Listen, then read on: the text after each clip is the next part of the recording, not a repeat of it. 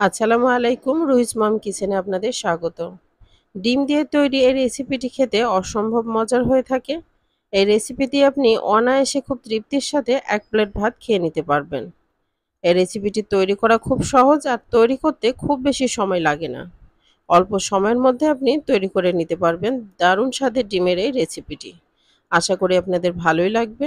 আর ভালো লাগলে অবশ্যই সাবস্ক্রাইব করে পাশেই থাকবেন। তো চলুন ঝটপট তৈরি করে নেই। চুলায় একটা কড়াই বসিয়ে দিয়েছি, তাতে দিয়ে দিচ্ছি খুব সামান্য পরিমাণ সয়াবিন তেল। এখানে আমি দিচ্ছি ৬টা ডিম সিদ্ধ। আপনারা আপনাদের পছন্দ মতো দিবেন। দিয়ে দিচ্ছি সামান্য একটু লবণ, সামান্য একটু হলুদের গুঁড়া, সামান্য একটু লাল মরিচের গুঁড়া। এখন ডিমগুলোকে নেড়েচেড়ে ভালো করে আমি একটু ভেজে নিব।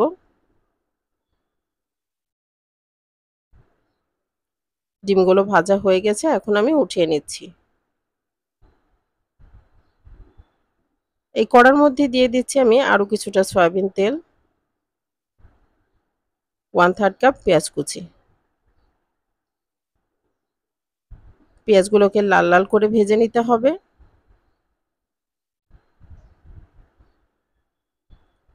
পেঁয়াজগুলো ভাজা হয়ে গেছে।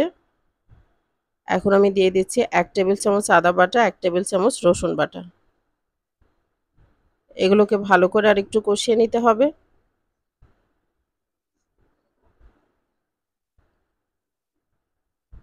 দিয়ে দিচ্ছি মাঝারি সাইজের ২টা টমেটো কুচি,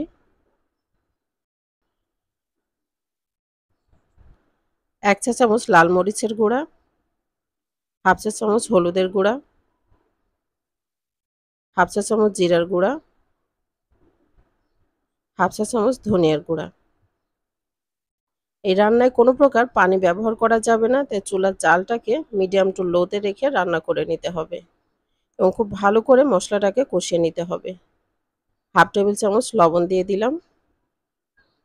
আমি যে উপকরণগুলো দিয়েছি তার জন্য এই পরিমাণ লবণই পারফেক্ট হবে।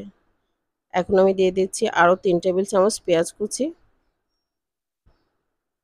এখন খুব ভালো করে মশলাটাকে কষিয়ে নিব।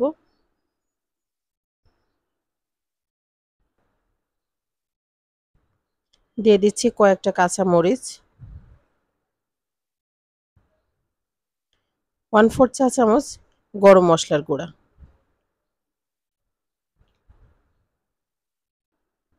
আর একটু ভালো করে কষিয়ে নিব। এখন ভেজে রাখা ডিমগুলো দিয়ে দিচ্ছি। এই মশলাটার মধ্যে ডিমগুলোকে ২-১ মিনিট কষিয়ে নিতে হবে।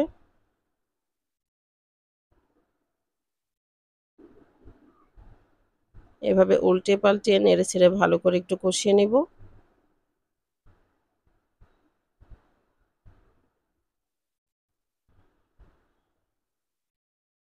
ব্যাস তৈরি হয়ে গেল দারুণ স্বাদের ডিমের এই রেসিপিটি। এখন আমি চুলার জালটাকে বন্ধ করে দিচ্ছি। দেখলেন তো কত অল্প সময়ে তৈরি করে নিতে পারবেন দারুণ স্বাদের এই ডিমের রেসিপিটি। এর সাথে যে মশলাটা আছে সেটা দিয়ে অনায়াসে আপনি কিন্তু ১ প্লেট ভাত খেয়ে নিতে পারবেন, তাও খুব তৃপ্তির সাথে। আশা করি আমার রেসিপিটি আপনাদের ভালোই লেগেছে। ভালো লাগলে অবশ্যই একটা লাইক কমেন্ট করতে ভুলবেন না। আমার পরবর্তী রেসিপি দেখার আমন্ত্রণ জানিয়ে আজকে এখানেই শেষ করছি। অনেক ভালো থাকবেন সবাই। ধন্যবাদ।